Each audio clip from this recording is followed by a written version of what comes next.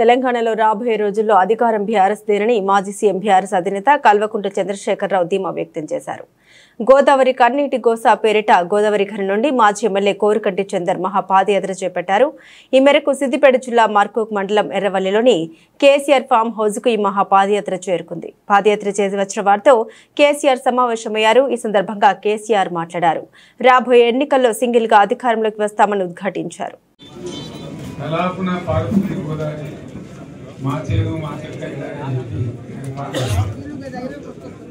రాయడం మీద పాటలు చాలా విషయాలు రాశారు. ఇక్కడ ఒక విషయం అందరికీ కూడా కోరేదంటే మనం ఉద్యమం చేసాం, తెలంగాణ తెచ్చుకున్నాం, కొత్త లైన్లో పెట్టుకున్నాం. జరుగుతూ ఉండగా ఈ మధ్య సరే జనాలకు జనం ఇస్తాం మన చేతిలో ఉంటుంది. వేరే ప్రభుత్వం ఏం జరుగుతుందో లోకమంతా దాని గురించి పెద్ద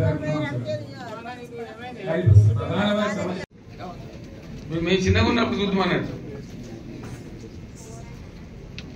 గద్వాల ద్వారా ఒక ఎమ్మెల్యే, వనపర్తి రాజా గారు ఒక ఎంపీ, మా దుబ్బాక మేము దుబ్బాక దొరకగానే ఉంది మా ఊరు. మా దుబ్బాక ద్వారా ఒక ఎమ్మెల్యే, ఇక్కేల సంతానం కూడా ఒక ఎమ్మెల్యే, తపాల్పూర్ కూడా ఒక ఎమ్మెల్యే, వరుస పట్టుకొని చూసుకుంటే ఆ నుంచి ఇందాక భారతదేశం అంతా అంతే, మన కర్మ మనం కూడా అంతే. ఈ ప్రజలు ఎన్ని ప్రజలు అప్పుడు చదువు శాస్త్రం ఇంత లేకుండే, తెలివితేటలు లేకుండే చాలా కష్టంగా ఉంటుంది. ఇక వీళ్ళు జమీందారులు కదా, రాజులు కదా, వాళ్ళకి ఏం సామాన్య ప్రజలు కష్టమైంది చెప్పు, ఎందుకు తెలుస్తుంది? ఏమైంది? మంచి ధనం ఉండే అన్ని ఉండే బాగుండే, అప్పటికే బలిచి ఉండే, మళ్ళీ ఉత్త పదవి వచ్చి అసలు ఎమ్మెల్యే ఎంపీ అంటే జనాన్ని కనిపితేనా? ఇంకా ఊళ్ళో కూడా జనం చెప్పుకుందరు, ఏ ఎండాకాలం వస్తే మా సాగు ఊడిపోతే నీకు తెలుసా? ఇచ్చి ప్రజలు చెప్పుకున్నాడు. కొంచెం ఊళ్ళో కొడితే పాపం వాళ్ళు చెప్పులు కుట్టుకొని బతారు, వాళ్ళు విద్యాలయం వ్యాపారం కూడా. వాడు మనిషి బాధపడి కేసీఆర్ అన్నా ఆడున్నా అంటాడు. నేనే అన్నపై ఇంటికానే ఉన్నాను, మీరే ఇంటికి దొరికితే నేను ఇంటికానే నువ్వే దొరికితే మరి నువ్వే ఆడినామని చెప్తా. అంతే ధర్మం ఏంది? నేను మూమెంట్ చెప్పకపోయినా కట్టెమని చేతులు పెట్టి యుద్ధం ఇంకొని చెప్పండి. కట్టెమ మాత్రం అమ్మాయికి అప్పగించి కేసీఆర్ నా చేతిలో కట్టలేదని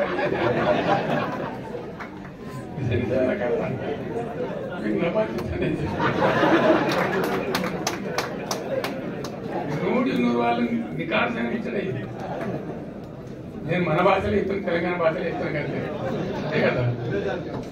సో అట్లా తెలంగాణనే కాదు, మన ఇల్లే కాదు.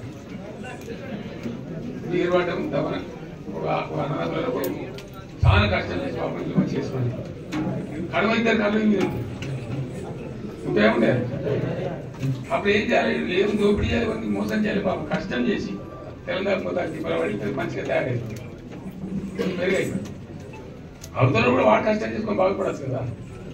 వాడకుంటే ఈ మీద కనబెడతాను, లేని కాయలాటాలు పెట్టి ఈ పంచాయతీ ఆ పంచాయతీ సాంగ్ కడితే ఇవ్వలేదు. అట్లా ఎవరైతే కొద్దిగా మంచిగా ఉంటారో వాళ్ళ మీద ఎప్పటికి కూడా దోపిడికి, దాడికి, స్వార్థ శక్తులు, ప్రతీప శక్తులు తయారు ఉంటాయి. ఈ చరిత్ర